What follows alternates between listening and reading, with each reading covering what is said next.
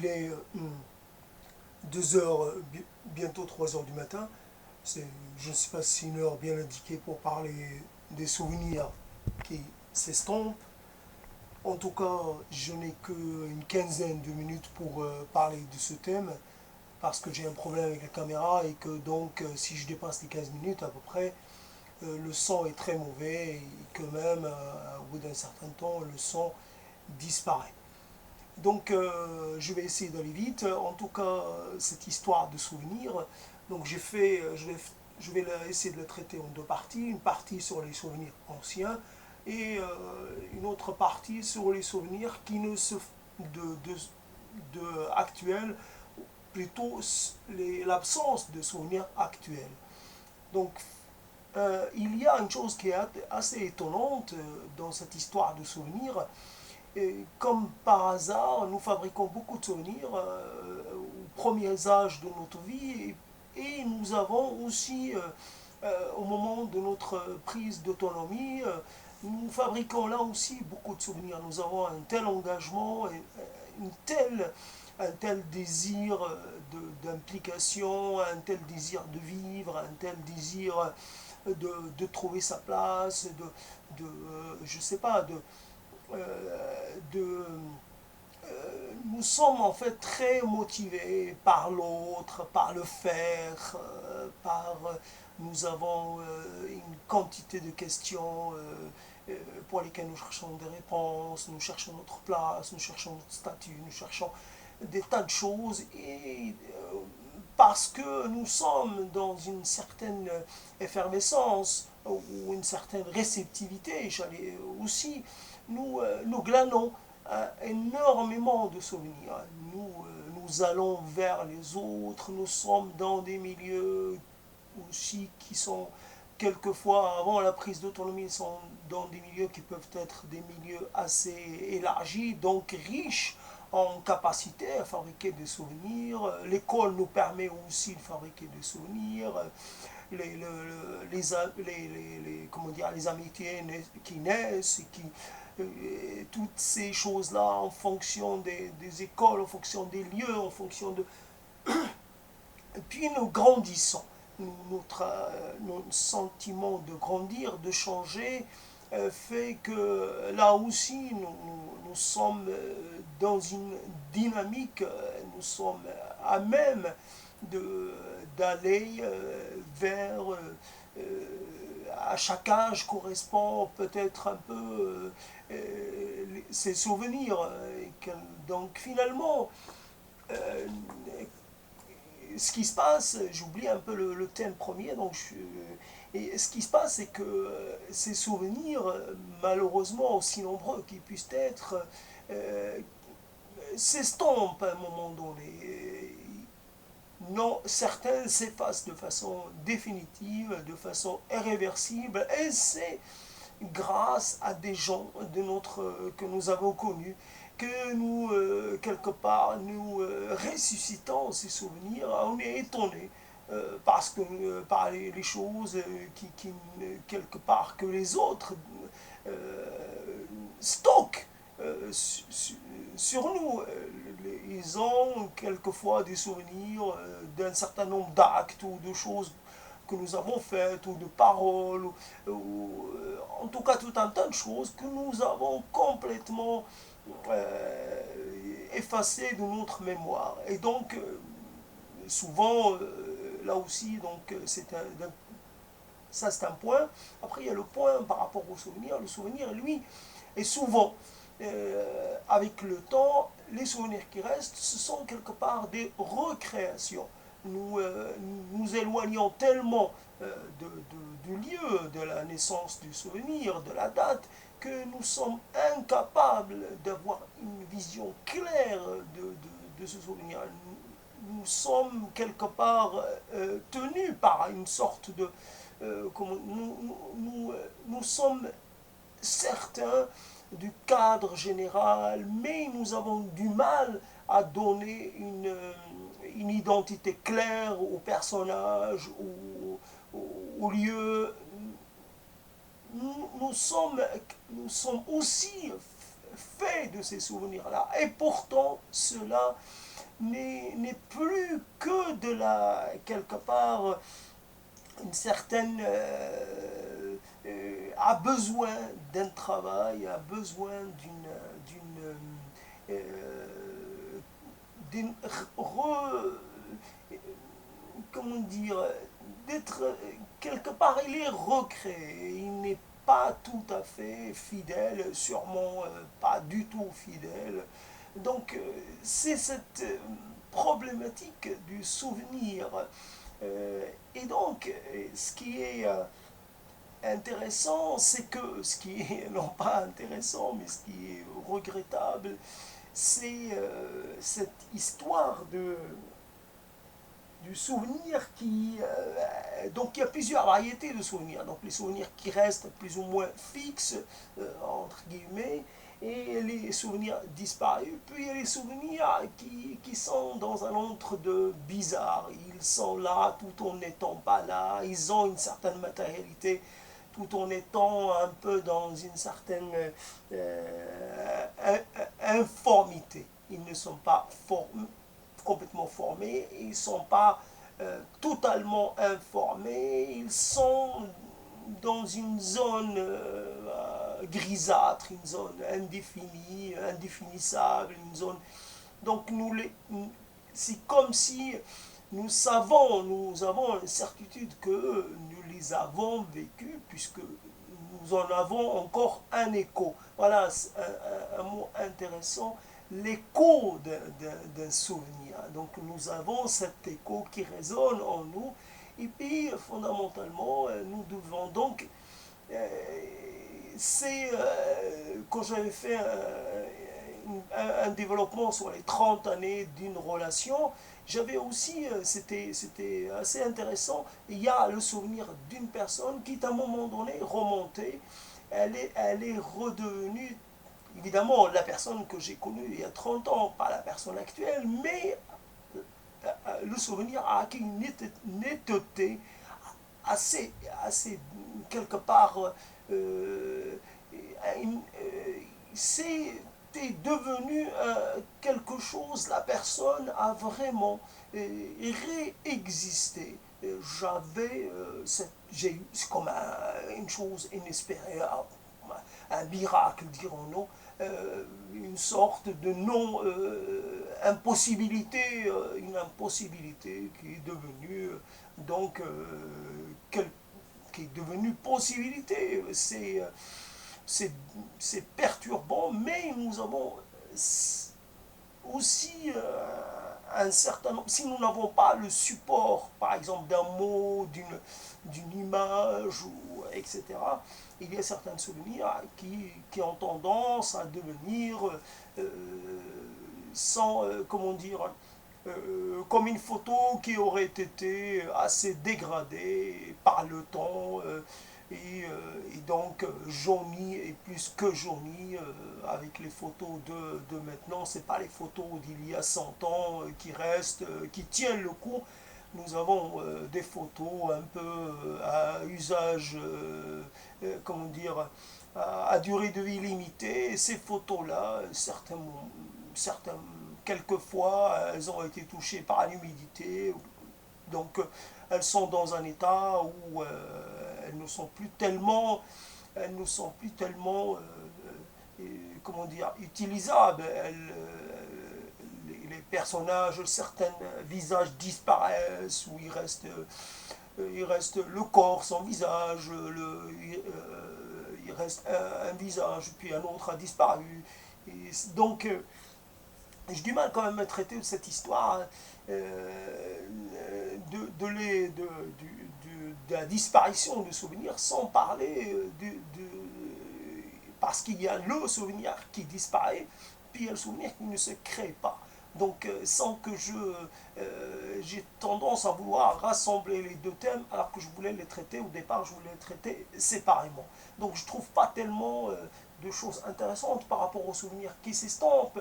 C'est plutôt, je pourrais remplacer l'idée de souvenir par l'idée d'une proximité. Voilà, donc finalement, donc je glisse un peu et je passe à l'idée de proximité. Il y a des choses, ce n'est pas que le souvenir a disparu, il peut être reconvoqué et il est disponible un peu à loisir. Seulement, il est devenu quelque part traumatisant presque, puisqu'il signifie la permanence d'une absence, la permanence d'une déchirure, la permanence d'une catastrophe même. Et donc, ou même rien que le fait le travail du temps qui fait que nous pouvons, nous divergeons avec notre actualité en permanence. Et cette divergence, cet éloignement, cette distance, qui fait que nous ne pouvons pas nous fixer dans un moment et